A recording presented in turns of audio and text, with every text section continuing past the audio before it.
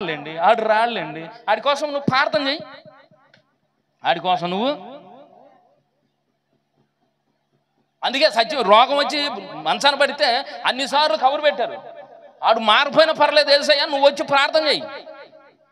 ఆడు మార్పు చెందడు, ఆడు పద్ధతులు మార్చుకోడు, నువ్వు వచ్చి ప్రార్థన చేయి, నువ్వు వచ్చి ప్రార్థన చేయి. ఆడు రోగం తగ్గిపోవాలి దెబ్బకి. నువ్వు గొప్ప దేవుడు అని నేను చెప్పాలి సాక్ష్యం. నువ్వు గొప్ప దేవుడు అని నేను సాక్ష్యం చెప్పాలి. అందుకు నువ్వేం చేయాలా? నీ స్కిల్స్ అంతా ఉపయోగించు, నీ పవర్ అంతా ఉపయోగించు. ఆ వాడి పట్టి పిడించే వ్యాధి పోవాలని అంటున్నారు. యేసయ్య అంటున్నాడు అసలు ఆ వ్యాధి పెట్టిందే నేను అంటున్నాడు. స్తోత్రం చెప్పు. హల్లెలూయా. వ్యాధిని తరిమికొడతానికి కాదమ్మా, అసలు వ్యాధి పెట్టిందే. ఎందుకు? ఆడికి బుద్ధి రావాలి. మీ ఇంట్లోనైనా ఎవరైనా దేవుని మాటలు వినకుండా తిరుగుతుంటే, మీరేమో దేవుని యందు భయభక్తులు కలిగి ఉంటే గుర్తుపెట్టుకోండి, చూసి చూసి చూసి చూసి ఒక్క దెబ్బ కొడతాడు. ఎందుకో తెలుసా? మీరు సంపూర్ణంగా మార్పు చెందాలి. నీ కుటుంబంలో నువ్వు ఒక్కడవే మారితే కుదరదు, అందరూ మారాలి, పరిశుద్ధులు కావాలి. స్తోత్రం. కనుకనే లాజరుకు వ్యాధి వచ్చింది. ఎన్నిసార్లు కబురు పెట్టారు యేసయ్యకి. పెద్ద పెద్ద వాళ్ళ చేత రికమెండేషన్ చేయించారు, యేసయ్యని రమ్మను, మా అబ్బాయి చచ్చిపోయేట్టున్నాడు, వ్యాధి వచ్చింది, రోజు రోజు తీసుకుపోతున్నాడు. అందరూ అంటున్నారు పండక్కి పబ్బాలకు అన్నిటికైతే ఎగేసుకొని వచ్చాడు. 10 మందిని వేసుకొచ్చి తిన్నాడు, బాగా వండి పెట్టారుగా, ఇప్పుడు వస్తాడేమో చూడు. అందుకే ఊరిని నమ్మకూడదే, ముఖ్యంగా అసలు పాస్టర్లను నమ్మకూడదే, ఇంటి పట్టుకు రానియకూడదే అని చెప్పేవాళ్ళు బోళ్ళు మంది. అదే మా ఊరు పాస్టర్ గారు ఉన్నారు చూడు, మా పాస్టర్ గారు ఉన్నాడు, కాగితో కబురు పెడితే వచ్చి వెళ్తాడు. సందు చూసుకుంటారు. ఇప్పుడు వేరే పాస్టర్లు సందు చూసుకుంటారు, దూరతారు. ఎట్టకేలకు లాజరు ఏమైపోయాడు చెప్పండి? ఎందుకు చచ్చిపోయాడు చెప్పండి? ఎందుకు వచ్చింది వ్యాధి? యేసయ్య ఇంటికి వస్తే యేసయ్యను పట్టించుకోలేదు. ఆయన హాయ్ బ్రో, ఇప్పుడు కొత్త పదం ఏమండి? Hi bro. అంత నిర్లక్ష్య వైఖరి, అంత అవిధేయత, జాగ్రత్త. అవిధేయత ఎక్కడ ఉందో అక్కడ ఉగ్రత వచ్చింది ప్రియదేవుడు. కనుక వ్యాధి వచ్చింది. వ్యాధి వచ్చింది. ఎన్నిసార్లు కబురు పెడుతున్నా యేసయ్యలా, చివరికి ఏమైపోయాడు? చచ్చిపోయాడు. చచ్చిపోయినా కూడా కబురు పెట్టాడు. అయ్యా పగలెన్నంత ఉండొచ్చు, కక్షలు ఉండొచ్చు, ఏదన్నా ఉండొచ్చు, పోనీ ఆ పైసోడు ఏమన్నా అని ఉంటే మీకు మనసు కష్టం వేసి ఉండొచ్చు. సరే పోతే పోయింది, ఆయన చచ్చిపోయాడు, ఇప్పుడన్నా రాయ్యా, ఆయన ముఖం చూడయ్యా, చివరిసారి ఆయన ముఖం చూడయ్యా అన్నారు యేసయ్య. నాకేం సంబంధం లేదు, వెళ్ళిపోండి అన్నాడు. అదే పరిస్థితిలో ఒకవేళ నేనుంటే నన్ను ఎన్ని తిడతారు మీరు? టీవీ ఛానల్ సరిపోతాయా నా గురించి చెప్పడానికి? 4వ రోజు యేసయ్య ఇచ్చాడు, చపలు మైపరచాడు, వచ్చి లాజర్ని బతికించాడు. ఆమేన్.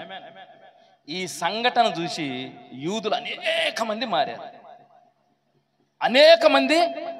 అప్పుడు దాకేనంటే యేసయ్య నమ్మారు, యేసయ్య మంచోడు మంచోడు మంచోడు అని నమ్మారు, అంతే. పైన అలా ఇంటోళ్ళు అజ్మాయిషి, రేయ్ అక్కడికి వెళ్ళమాకంటే వెళ్ళరు, కానీ యేసయ్య అంటే మాకు ఇష్టం అంటారు. రేయ్ మన సంఘం కాక ఇంకో సంఘానికి వెళ్ళొద్దంటే వెళ్ళరు, మాకు యేసయ్య అంటే ఇష్టం అంటారు. అంటే ఏంటంటే ఆప్షనల్ నమ్మకం అది. అవకాశం ఉంటే వెళ్తాం, లేకపోతే వెళ్ళాం. అట్టుండారు అంతకుముందు యూదులు. మా పెద్దలు, మా ఊరు పెద్దలు ముఖ్యం, వాళ్ళ కట్టుబాట్లు ముఖ్యం. వాళ్ళు వెళ్ళమంటే వాళ్ళు ఏం మాట్లాడకపోతే వెళ్తాం, వాళ్ళు కట్టుదిట్టం చేస్తే ఆగిపోతాం. ఇలాంటి భక్తిలో ఉన్నారు. కానీ ఈ లాజర్ని బతికించినాక ఆ ఇంట్లో కూడా వదిలేశారు. లాజర్ని యేసయ్య బతికించినాక అనేక మంది ఏమైపోయి చెప్పండి? మారిపోయారు. కానీ కొంతమంది ఉన్నారు వాళ్ళు ఏం చేశారంటే పరిసయ్యుల దగ్గరకు వచ్చారు. పరిసయ్యుల దగ్గరకు వచ్చి ఆ యేసు అనేవాడు ఆ చచ్చిపోయిన లాజరు మనం చచ్చిపోయాడుగా అని బతికించారండి అని పరిసయ్యులకి చెప్పారు. మన చాలామంది యూదులు మారిపోయారండి. ఇప్పుడు పరిసయ్యులు, ప్రధాన యాజకులు, శాస్త్రులు అంటే యేసయ్యకి వ్యతిరేకంగా ఉన్న ఒక ముఠ, వాళ్ళందరూ ఒక మీటింగ్ వేసుకున్నారు. మనం ఇట్లా కనుక వదిలేస్తే అందరు మారిపోతారు, మన వాళ్ళందరూ. ఇలా కనుక యేసుని వదిలేసేస్తే మన వాళ్ళందరూ మారిపోతారు. ఇప్పుడు అందరూ మారిపోతున్నారు, ఎందుకు మారిపోతున్నారు? ఒకడు అంటాడు వెళ్ళేశారు కాబట్టి ఏ గతి లేక ఆ దేవుడు అంటే వెళ్తున్నారు అంటున్నారు. ఒకడు పాస్టర్లు కూడా అన్నారు అన్నమాట, దేవాలయంలోనికి రానియలేదు కనుక వీరు వెళ్ళే దేవుడిని ఎంచుకున్నారు అంటున్నారు. అది కరెక్టా? ఎందుకు కరెక్ట్ కాదు? అసలు మీకు చెప్పాలి, భారతదేశంలో మొదట ప్రభువుని నమ్ముకుంది మలామాదిగలు కాదు, బ్రాహ్మణోత్తముడు. ఈ ఊర్లో ఈ దేశంలో ఒకవేళ మాలామాదిగలు అని చేశారు కాబట్టి యేసుని నమ్ముకుంటే, మరి అమెరికాలో ఎవరిని అని చేశారు? రోమేలు ఎవరు అని చేశారు? గ్రీసు దేశస్తులు ఎవరు అని చేశారు? అణిచివేయబడిన వాళ్ళు యేసయ్య వెంట వెళ్తున్నారా? కాదు కాదు బిడ్డ, యేసయ్యలో సత్యం ఉంది, స్తోత్రం. యేసయ్యలో వెలుగుంది, హల్లెలూయా. యేసయ్యలో స్వస్థత ఉంది, హల్లెలూయా. యేసయ్యలో రక్షణ ఉంది, హల్లెలూయా. యేసయ్యలో జ్ఞానం ఉంది, హల్లెలూయా. యేసయ్యలో నిత్యత్వం ఉంది. చపలుగడ్డు. యేసయ్యలో ఏముంది? నిత్యత్వం ఉంది. ఇంత గోల్డెన్ ఆపర్చునిటీ, ఇంత బంగారం మాకెక్కడ దొరకలేదని ఆయనను తెలుసుకున్న వాళ్ళందరూ అంటున్నారు.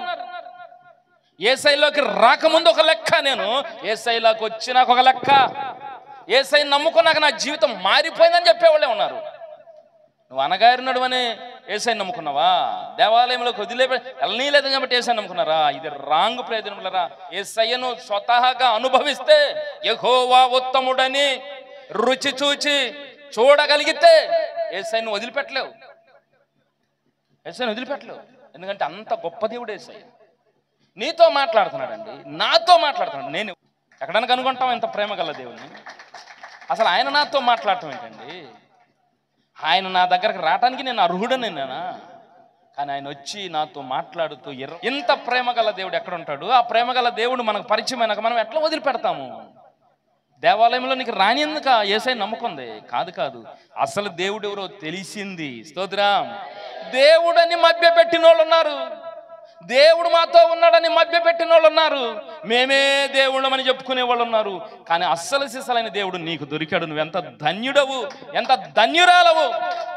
ఆ దేవుడు, అసలు సిసలైన దేవుడు నీకు దొరికాడు. ఆయన నీతో మాట్లాడుతున్నాడు. కానీ నువ్వు నిర్లక్ష్యంగా హాయ్ అన్నా హాయ్ అన్నా అంటే, ఆ చనిపోయిన ఆయన్ని బతికించినాక అనేక మంది మారితే, కొంతమంది యేసు ప్రభుకి వ్యతిరేకమై ముఠా గట్టారు, ప్లాన్ చేశారు ఎట్లా ఈయన్ని చంపాలి. ఈయన్ని గనక ఎలాగ వదిలేస్తే యూదులందరూ ఏమైపోతారు? మారిపోతారు. రోమిలు వచ్చి మన దేశాన్ని ఆక్రమణ చేసుకుంటారు. కాబట్టి నాపాలి అంటే అక్కడ ఉన్న ప్రధాన యాజకుడు అంటే, ఒరే పిచ్చోళ్ళారా, మనం అందరం బాగుండాలంటే ఒకటి చచ్చిపోవాలరా. అలా ఎంత క్లాస్గా చెప్పాడు తెలుసా మాట. వీళ్ళందరూ మల్ల గొల్లాలు పడుతున్నారు. ఏం చేద్దాం ఏం చేద్దాం, ఆడు బోధ చేయకుండా ఎట్లా ఆపుదాం, ఆడిని ప్రజల్లోకి వెళ్ళకుండా ఎట్లా ఆపుదాం, ఏం చేద్దాం, ఆడి వైపుకు ప్రజలు వెళ్ళకుండా ఎలా చేద్దాం. వీళ్ళు మల్ల గొల్లాలు పడుతుంటే అక్కడున్న ప్రధాన యాజకుడు ఒకే ఒక మాట అన్నాడు, ఎవరు పిచ్చోళ్ళారా, మనం అందరం బాగుండాలంటే ఒకటి చావాలరా అన్నాడు. అది ఎంత లోతైన మాట అంటే, అంటనే వాళ్ళకి అర్థమైంది, అంటే ఈయన్ని చంపేయాలి. ఎవరిని యేసయ్యని చంపేయాలి. ఒక మంచి మాట చెప్పినందుకు చంపేస్తున్నాడండి. ఒక జ్ఞానమును పంచినందుకు చంపేస్తున్నాడండి. ఇది మంచి ఇది చెడు అని వివరంగా చెప్పినోని చంపేస్తున్నారండి. చంపేసి అది ఏదో ఒకటి క్రియేట్ చేస్తున్నాడు. అట్లా ఉంది మానవ జాతి. మళ్ళీ మనమందరం నాగరికులం, మనమందరం సంస్కారవంతులం, మనము మంచివారం. ఒక మంచి చెప్పినందుకు చంపేస్తారా? ఒక జ్ఞానపు మాట చెప్పినందుకు చంపేస్తారా? ఇది మంచి ఇది చెడు అని చెప్పినందుకు చంపేస్తారా? మొదటి నుండి మనుషుల్లో ఉన్న ఈ క్రూరత్వం బయటపడుతుందండి. నాకు నచ్చని దేవుడు అని చెప్తే చంపేస్తా, నాకు నచ్చని దేవుడు అని మాట్లాడితే చంపేస్తా. అది మానవ జాతి. దాన్ని మారమంటుంది దైవం. కనుక ఆయన్ని చంపేయాలని ప్లాన్ చేశారండి. ఎవరున్నారు చెప్పండి? శాస్త్రులు ఉన్నారు, పరిసయ్యులు ఉన్నారు, సద్దూకాయలు ఉన్నారు, ప్రధాన యాజకులు ఉన్నారు. వీళ్ళందరూ ఒక మీటింగ్ వేసుకున్నారు. ఇక ఆయన్ని చంపేయాలి. ఎక్కడ పడింది నాయనది. ఇది యేసయ్యకి తెలిసింది. యేసయ్యకి తెలిసి ఇప్పుడు యెరూషలేమును యూదయ ప్రాంతాన్ని వదిలేసి ఏరే ప్రాంతానికి వెళ్ళిపోతాడు. ఎఫ్రాయిం అనే ప్రాంతానికి వెళ్ళిపోతాడు. అక్కడ ఉందనుకుంటా చూడండి, యోహాను సువార్త 11:54. కాబట్టి యేసు అప్పటి నుండి యూదులలో బహిరంగంగా సంచరించక అక్కడ నుండి అరణ్యమునకు సమీప ప్రదేశంలోనున్న ఎఫ్రాయిమను ఊరికి వెళ్ళి అక్కడ తన శిష్యులతో కూడా ఉండెను. అప్పుడు దాకా యెరూషలేము యూదయ చుట్టూ పరిసర ప్రాంతాల్లో సేవ చేశాడు. లాజరు చనిపోయి బతికించినాక అద్భుతమైనటువంటి మార్పు వచ్చింది. చాలా మంది మార్పు చెందారు. దీన్ని తమాయించుకోలేని కొంతమంది ఆయన చంపాలని ప్లాన్ చేశారు. ఆ ప్లాన్ యేసయ్యకి తెలిసి ఆయన ఆ ప్రాంతాలు వదిలిపెట్టేసి దూర ప్రాంతానికి వెళ్ళిపోయారు. స్తోత్రం. ఎఫ్రాయిముకి వెళ్ళిపోయాడు. ఎఫ్రాయిములు అంటే ఎవరు? యోసేపు యొక్క సంతానం. యోసేపు కొడుకులు ఎంతమంది? మీ ఇంటి పక్క ఆయన యోసేపు కాదు, బైబిల్లో ఉన్న యోసేపు. మనష్షే, ఎఫ్రాయిం. ఆ ఎఫ్రాయిముకు పుట్టిన పిల్లల్ని ఎఫ్రాయిములు అంటారు. వాళ్ళు ఉన్న ప్రాంతాలను ఎఫ్రాయిము ప్రాంతాలు అంటారు. అక్కడికి వెళ్ళిపోయాడు యేసయ్య. అక్కడికి వెళ్ళిపోయి యేసయ్య శిష్యులతో పాటు అక్కడుండి ఆ చుట్టూ పరిసర ప్రాంతాల్లో సేవ చేశాడు. చాలా కాలం అక్కడ ఉన్నాడు. ఇంత అద్భుతం చూసిన వాళ్ళు, యేసయ్య నమ్మిన వాళ్ళు, ఇప్పుడు యేసయ్య ఎక్కడున్నాడు పరితాపం చెందుతున్నారు. యేసయ్య మాటలు ఎక్కడ వినపడితే ఎదుగుతున్నారు. ఈ రోజున కూర్చోబెట్టి నీకు గంటన్నర వాక్యం చెబుతుంటే నీకు బోరు కొడుతుందేమో, లేదా ఇసుకొస్తుందేమో. కానీ ఒకానొక కాలంలో యేసయ్య మాట చెప్పేవాడు ఉండడండి. యేసయ్య మాట వినపడదండి. చెవులు ఎక్కడ ఆ మధురమైన వాయిస్ వినపడదు. అప్పుడు తెలిసింది దేవుని మాట విలువ ఎంత అయిందో. స్తోత్రం. ఎక్కడి నుంచి ఎక్కడికి వెళ్ళిపోయాడు? యోదయ ప్రాంతం నుండి ఎఫ్రాయిం ప్రాంతానికి వెళ్ళిపోయి అక్కడ చాలా కాలం ఉన్నాడు. అక్కడే ఉన్నాడు. కానీ ఇప్పుడు పస్కా పండుగ వచ్చిందండి. ఇప్పుడు పస్కా పండుగకి రావాలి యేసయ్య. అది మస్ట్ అండ్ షుడ్. పస్కా పండుగ ఆచరించాలి యేసయ్య. ఇక్కడికి వస్తే థ్రెట్ ఉంది, చంపేస్తారు. ఇక్కడికి వస్తే చంపేస్తారు. ఇంకా కొన్నాళ్ళు ఉంటే ఇంకో సేవ చేయొచ్చు. ఇంకా కొంతమందికి దేవుని స్వార్థ చెప్పొచ్చు. ఇది క్రిటికల్ పొజిషన్ యేసయ్యకి. పస్కా పండుగ ఆచరించకుండా ఉండకూడదు. పస్కా పండుగను ఇంకో చోట ఆచరించకూడదు. యెరూషలేములోనే ఆచరించాలి. యెరూషలేం దేవాలయంలోనే ఆచరించాలి. యెరూషలేం వస్తే చంపేస్తారు. యేసయ్య ప్రార్థన చేసుకుంటున్నాడు. కొండ మీదకి వెళ్ళిపోయి ప్రార్థన చేసుకున్నాడు. ప్రభువా, నేనేం చేయాలి? మరి యెరూషలేములో నన్ను చంపాలని చూస్తున్నారు. ఇదేమో పస్కా పండుగ. నేను ఖచ్చితంగా యెరూషలేం వెళ్ళాలి. పస్కాను ఆచరించాలి. నేను శుద్ధి చేయబడాలి. ఇది ధర్మం. ఈ ధర్మాన్ని నేను పాటించాలి. మరి నేనేం చేయాలి? నన్ను తప్పిస్తావా? వాళ్ళ చేతుల్లో పడకుండా నన్ను తప్పిస్తావా? పోనీ ఇక్కడే నన్ను పస్కా పండుగ ఆచరించమంటావా అని ప్రార్థన చేసుకుంటుంటే దేవుని మహిమ ఆయన మీదకి వచ్చింది. హల్లెలూయా. ఆయన మహిమ దిగినప్పుడు యేసయ్య వేసుకున్న వస్త్రాలు సైతం తెల్లగా అయిపోయినాయి. యేసయ్య వేసుకున్న వస్త్రాలు సైతం తెల్లగా అయిపోయినాయి. అంత మహిమ దిగింది. దేవుని మహిమ ఎలాంటి పరిస్థితుల్లో దిగింది చెప్పండి? క్లిష్ట పరిస్థితుల్లో ఉన్నాడు యేసయ్య. మరణాపాయ పరిస్థితుల్లో ఉన్నాడు యేసయ్య. భయాందోళనలో ఉన్నాడు యేసయ్య. ఒక పక్క ఏమో పస్కా పండుగను ఆచరించాలి, మరొక పక్కమో ప్రాణ భయం, థ్రెట్ ఉంది. వెళ్ళాలా వద్దా? ఏం చేయాలి చెప్పు ప్రభు అని దేవుని దగ్గర కూర్చుంటే ఆయన మహిమ దిగింది. ఆమేన్. ఆ మహిమతో పాటు ఇద్దరు దిగారు. ఎవరు? ఏలియా, మోషే. ఇద్దరు పక్కన వచ్చి నుంచున్నారు. చపలగడ మహిమపడదామా? హల్లెలూయా. నువ్వెప్పుడు బలహీనుడువో అప్పుడే బలవంతుడు బిడ్డ. నువ్వెప్పుడు కుంగిపోతావో అప్పుడే నిన్ను ఆట నవ్వు పెడతాడు యేసయ్య. ఆమేన్.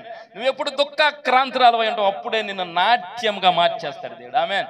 యేసయ్య దుఃఖాక్రాంతుడైనాడు, భయకంపితుడైనాడు, ఏం చేయాలో అర్థం కాని పరిస్థితిలో ఉన్నాడు. ఇలాంటి సమయంలో యేసయ్య చేసిన పని ప్రార్థన చేస్తున్నాడు. ప్రార్థన చేస్తుండగా దేవుని ఆత్మ ఆయన్ని బలపరిచింది. ఆయన మహిమ యేసు ప్రభు వారి మీద దిగింది. ఆమేన్. ఆయన వేసుకున్న వస్త్రాలు సైతం ఏమైపోయినాయి? దగదగ మెరిసినాయి. ఒక పక్క ఏలియా వచ్చాడు, ఒక పక్క మోషే వచ్చాడు. శిష్యులు సంకలు కొట్టుకుంటున్నారు. హల్లెలూయా. శిష్యులు అన్నారు, ప్రభువా ఇక్కడ ఉంటాం మంచిది. ఏలియా వచ్చాడు, మోషే వచ్చాడు. ఇప్పుడు మేమేం చేస్తామంటే నీకు ఒక పర్ణశాల, ఏలియాకు ఒక పర్ణశాల, మోషేకు ఒక పర్ణశాల కడదాం, ఇక్కడ ఒక పవిత్రాలయం చేద్దాం అంటున్నారు. అది వాళ్ళకి అర్థమైన జ్ఞానం. అప్పుడు పరలోకం నుండి ఒక స్వరం వచ్చింది, ఆయన మీతో చెప్పునది వినుడి. ఆమేన్. అప్పుడు బలపరిచాడు దేవుడు. బిడ్డా, నువ్వు నా దగ్గరకు వచ్చే రోజు వచ్చేసింది. స్తోత్రం. హల్లెలూయా. నువ్వు నా దగ్గరకు వచ్చేసే రోజు వచ్చేసింది. ఎన్నాళ్ళు మనుషులుగా ఉండి మనిషి మీద ప్రేమ పుట్టిందేమో, నీకు మనిషి జీవితం మీద ప్రేమ పుట్టిందేమో. కాదు, నువ్వు పరమందు ఉండాల్సినాడు. ఆమేన్. నువ్వు చేయాల్సిన పని ఇప్పుడు ముందుంది కాబట్టి నువ్వు వెళ్ళు, అంతే. నువ్వు చచ్చిపోతావు, నువ్వు సిలువేయబడతావు, అది చెయ్యాలంతే. అదే మనం అయితే సాతాను చెబుతుందా దేవుడు చెబుతుందా అని పక్కకి వెళ్ళిపోతాం. ఆ వాయిస్ తీసుకున్నాడు యేసయ్య. ఇప్పుడు శిష్యులతో అంటున్నాడు, మనం యెరూషలేమునకు వెళుతున్నాము.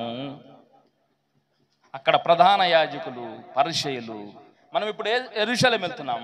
అక్కడ ప్రధాన యాజకులు, పరిసయ్యులు, సద్దూకయ్యులు మనుష్య కుమారుని పట్టుకుని అన్యులకు అప్పగించుతారు. వాళ్ళు ఆయనను సిలువ వేసి చంపేస్తారు. 3వ దినమున తిరిగి లేస్తాడు. ఆమేన్. ఎక్కడొచ్చింది యేసయ్యకి ధైర్యం? ఎక్కడొచ్చింది యేసయ్యకి మాట? ఆయన కుంగిపోతున్న వేళలో ఆయన ప్రార్థన చేస్తుండగా దేవుని మహిమ ఆయన మీదకి దిగొచ్చింది. నువ్వు కూడా కుంగిపోయే వేళల్లో, నువ్వు కూడా బాధలో ఉంటే, నువ్వు కూడా వేదనలో ఉంటే, నువ్వు చేయాల్సిన పని కేవలం ప్రైరే. ప్రార్థన చేసే అనుభవం నీకు కావాలి. నువ్వు ప్రశాంతం ఒక చోటకి వెళ్ళిపోయి ప్రార్థన చేసి, అయ్యా నా పరిస్థితి ఇది, నేనేం చేయాలో చెప్పండి అని నువ్వు అడిగితే ఆయన వెనువెంటనే నీకు సమాధానం ఇస్తాడు. నేను ఇప్పుడు వెళ్ళాలా వద్దా, ఏం చేయాలని యేసయ్య దేవుణ్ణి అడిగితే యేసయ్య దేవుడు మహామహిమను యేసయ్య మీదకి విడుదల చేసి ఏలియాను మోషేను పంపించి ఇప్పుడు నేనున్నాను, ధైర్యంగా యెరూషలేం వెళ్ళమన్నాడు. ఆమేన్. అప్పుడు ప్రార్థన నుండి బయటకు వచ్చి శిష్యులతో అంటున్నాడు, మనం ఇప్పుడు యెరూషలేం వెళ్తున్నాం. స్తోత్రం, హల్లెలూయా. మనం ఇప్పుడు ఎక్కడికి వెళ్తున్నాం? యెరూషలేం వెళ్తున్నాం. కానీ మీకు ఒక మాట చెబుతా, యెరూషలేములో శాస్త్రులు ఉన్నారు, పరిసయ్యులు ఉన్నారు, సద్దూకయ్యులు ఉన్నారు, ప్రధాన యాజకులు ఉన్నారు. వీళ్ళందరూ నన్ను పట్టుకుంటారు, నన్ను కొడతారు, అన్యులకు అప్పచెబుతారు. వాళ్ళందరూ నన్ను కొట్టి సిలువేస్తారు, చంపేస్తారు. కానీ శుభవార్త చెప్పనా, 3వ రోజు నేను తిరిగి లేస్తా. స్తోత్రం, హల్లెలూయా. 3వ రోజు నేను తిరిగి. శిష్యులేంది, ఆయన ఏం చేస్తే నాకెందుకు, ఆయన ఏం మాట్లాడుకుంటే నాకెందుకు, ఎవడు ఒక్కడ చెవికి ఎక్కించుకోవాలా? మీరు కూడా దేవుని వాక్యం చెప్పేటప్పుడు ఆయన ఏం చెబుతున్నాడు మాకెందుకు అని చెవికి ఎక్కించుకోవట్లేదేమో, జాగ్రత్త. లేదా ఇది మనకు అర్థం కాదని పక్కన పడేస్తున్నారేమో. అర్థం చేసుకోవడానికి ప్రయత్నం చేయాలి. ఆ మాటలు వినపడేటప్పుడు వినటానికి ఆసక్తి చూపకపోతే నీ ఆశీర్వాదం దాటుకుంటూ వెళ్ళిపోద్ది అంతే. శిష్యులకు దేవుడు యేసయ్య చెబుతుంటే శిష్యులు దాన్ని పట్టించుకోలేదు. ఇప్పుడు యేసయ్య శిష్యులందరూ కలిసి ఎఫ్రాయిములో బయలుదేరారు. ఎఫ్రాయిములో నుండి గలిలయ ప్రాంతానికి వచ్చారు. గలిలయ ప్రాంతం నుండి యోర్దాను బాప్తిసం ఇచ్చే యోహాను ప్రాంతానికి వచ్చారు. అక్కడ నుండి ఎరికోకు వచ్చారు. ఎరికోకు వచ్చినప్పుడు ఎరికో పట్టణంలో 2 సంఘటనలు జరిగినాయి. బర్తిలోమ యొక్క గుడ్డి కన్నులు యేసయ్య తెరిచాడు. 2 జక్కయ్య మారు మనసు పొందాడు. ఆ 2 జరిగినాక ఇప్పుడు బేతనీయకు వచ్చాడు. ఇప్పుడు ఎక్కడికొచ్చాడు? బేతనీయ ఎవరున్నారు? ఇంకా ఎవరున్నారు? ఏ లాజరైనా చనిపోయి బతికాడు. లాజర్ అంటే మామూలు లాజర్ కాదు. ఇప్పుడు లాజర్ అంటే ఇప్పుడు చెప్పండి, మామూలు లాజర్ కాదు, చనిపోయి బతికాడు, తప్పిపోయి దొరికాడు దేవునికి. నువ్వు తప్పిపోయి దొరికావా లేక తప్పిపోయినట్టే ఉండవా? నువ్వు యేసయ్యకి ఎలా దొరికావు? లాజరు చచ్చిపోయి బతికాడు అంటే పాపపు విషయాలన్నిట్లో చచ్చిపోయాడు. ఇంతకుముందు హాయ్ అన్నాడు, ఇప్పుడు వందనాలు అయ్యగారు అన్న. స్తోత్రం. ఇప్పుడు వందనాలు అయ్యగారు అన్న. ఇటీ అన్న బ్యాగ్ బైబిల్ ఆయన చేతులు ఏదుంటే తీసుకుని అన్న నేను పట్టుకొస్తాను అన్న. రండి అన్న. కాళ్ళు కడుక్కోవడం నీళ్ళు ఎత్తున్నారు. తమ్ముడు ఫ్రెండ్స్ ఉన్నారుగా, నీ ఫ్రెండ్స్ ఉన్నారుగా, ఏమన్నా వాళ్ళు పోయారన్న. స్తోత్రం. వాళ్ళు వెళ్ళిపోయారన్న. నేను చచ్చిపోవడంతోనే పోయారన్నాడు. ఆమె అలా చచ్చిపోవాలండి. పాప విషయంలో మనం ఏమవ్వాలి? చచ్చిపోవాలి. పాపపు ఫ్రెండ్స్ ఏమైపోవాలి? వాళ్ళు చచ్చిపోవాలి కాదు, ఆ నైజం చచ్చిపోవాలి. చెడు మాట్లాడే వాళ్ళ మధ్య కూర్చున్నవే, ఆ నైజం పోవాలి. వ్యభిచార కాంక్ష కలిగి ఉండవే, ఆ నైజం పోవాలి. ఆ నైజం పోనంత వరకు నువ్వు చచ్చినోడితో సమానం దేవుని దగ్గర. హాయ్ అన్న లాజర్ అట్టుండడు, అట్టుండవు. అంటే నీకు అర్థం కావాలి, ముందు నీకు పెను ప్రమాదం ఉంది. లాజరు హాయ్ హాయ్ హాయ్ అన్నంత కాలం ఆయనకి ఏముంది? పెను ప్రమాదము ఉంది. అది ఒక రోజు తటస్థించింది. ఆ రోజు బోరు నేర్చిన ఉపయోగం ఉండదు.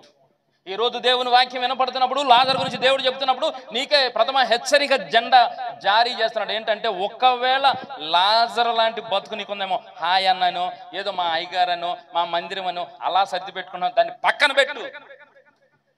నిజంగా యేసయ్య అంటే ప్రేమ, నిజంగా యేసయ్య అంటే విధేయత, నిజంగా యేసయ్య అంటే లోబడే విధానం రావాలి. ఇప్పుడు వచ్చింది లాజరు, యేసయ్యతో కలిసిపోయాడు. కానీ లాజరు ఇంకేం పని లేవా నీకు?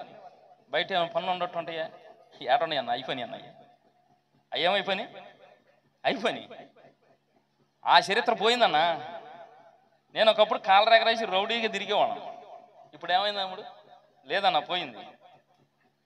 ఇంతకుముందు ఎవడేమన్నా అంటే గబాలను గయ్యాన్ని తగాదకి వెళ్ళేవాళ్ళం. ఇప్పుడు ఏమైంది? అది పోయిందన్న, అది లేదు అసలు. ఒకవేళ పక్కింటోడు జ్ఞాపకం చేసుకుంటాడు, ఆడట్టోడు ఆమె ఎట్టోడు దాన్ని జ్ఞాపకం చేసుకుంటారు, వాళ్ళకి చెందింది. నా మట్టుకైతే అది పోయింది, నా మట్టుకైతే ఇది. మరి నీలో పోయిందా లేదా? వ్యభిచారపు కాంక్ష పోయిందా లేదా? ఏమండి, సినిమాలు చూసే ఉద్దేశం పోయిందా లేదా? నీలో ఉన్న పాపపు స్వభావం పోయిందా లేదా? నీలో తగాదలాడే స్వభావం పోయిందా లేదా? పోకుండా నువ్వు మందిరానికి వస్తున్నావు అంటే ఎవరో తెలుసా? హాయ్ అన్న అనే బ్యాచ్, లాజర్ లాంటి బ్యాచ్. ఖచ్చితంగా అది మీకు ప్రమాదం అవుతుంది. కనుక ఈరోజే ప్రభు తట్టు తిరగండి. మీరు చేసే పాపాలను దేవుని దగ్గర ఒప్పుకోండి. భర్తకు తెలియకుండా భార్య, భార్యకు తెలియకుండా భర్త ఒకవేళ పాపం చేస్తున్నారేమో దేవుడు చూస్తాడు. కాబట్టి యేసయ్య యెరూషలేముకు వస్తున్నారు. యెరూషలేములో 2 సంఘటనలు ఉన్నాయి. కొంతమంది ఏమో యేసయ్యని చంపాలన్నారు. ఖచ్చితంగా పస్కా పండుగకు వస్తాడు, వచ్చినోడు ఇక తిరిగి వెళ్ళకూడదు, ఆ కసి మీద ఉన్నారు కొంతమంది. మరి కొంతమంది నా ప్రభు ఎప్పుడు వస్తాడని ఉవ్విళ్ళు ఊరుతున్నారు, ఆరాటం చెందుతున్నారు. ఎక్కడి నుంచి? పల్లెటూరు నుంచి, గ్రీసు దేశం నుండి, అనేక ప్రాంతాల నుంచి ప్రజలు పస్కా పండుగకు వచ్చి యేసయ్య వస్తాడా ఈరోజు?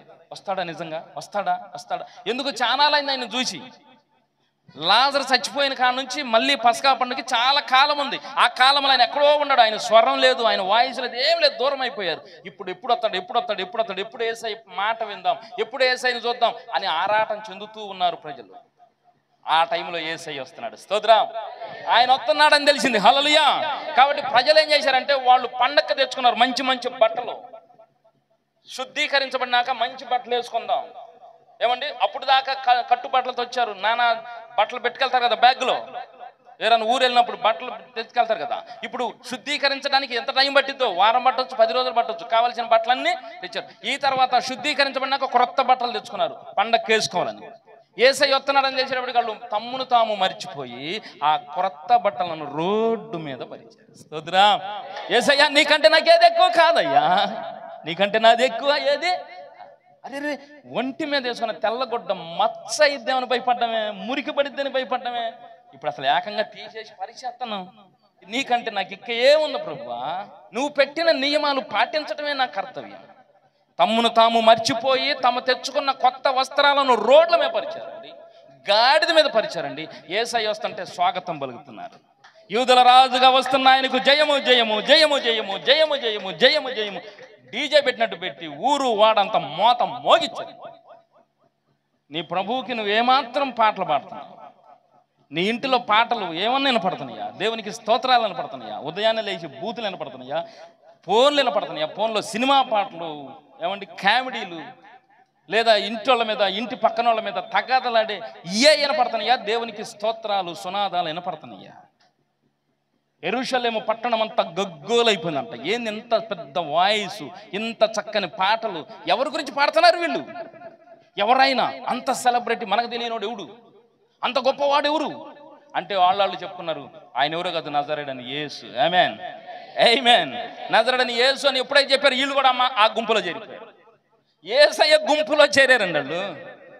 యేసయ్య గుంపులో చేరి స్తుతి ఆరాధన చేస్తున్నారు. ఇప్పుడు యేసయ్య వస్తుంటే అందరూ తమ బట్టలు పరిచి ఖర్జూర మట్టలు తెచ్చి చెట్ల కొమ్మలు కొట్టేసి స్వాగతం పలుకుతున్నారు రాజుకి. 2 విషయాలు చెప్పి ముగిస్తా. ఒక పక్క కొంతమంది సామాన్యమైన ప్రజలు ప్రభువుకి స్తోత్రాలు చెప్తున్నారు, మరొక పక్క పెద్దలు అనేవాళ్ళు, సమాజంలో పెద్దలు అనేవాళ్ళు ఆయన మీద కుట్ర చేసి ఆయన చంపబోతున్నారు. ఇప్పుడు యేసయ్య ఎలా వెళ్ళాలి, వెళ్ళాలా వద్దా? దేవుడు చెప్పాడు, నీ కోసం ఎదురు చూసే ప్రజలు బోలెడు మంది ఉన్నారు. ఆమేన్.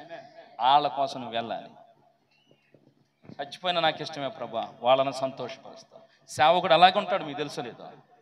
తిండి తినకపోయినా, ఆరోగ్యం బాగోకపోయినా, ఏమి లేకపోయినా అందరు అంటున్నా, పని కనీసం మందిరానికి వచ్చిన వాళ్ళు కూడా అంటున్నా మీరు బాగుండాలనే కోరుకుంటారు. అది మనిషికి పుట్టిన బుద్ధి కాదండి, దేవుడు కలుగజేసే బుద్ధి. అదే మట్టల ఆదివారం యొక్క స్పెషల్.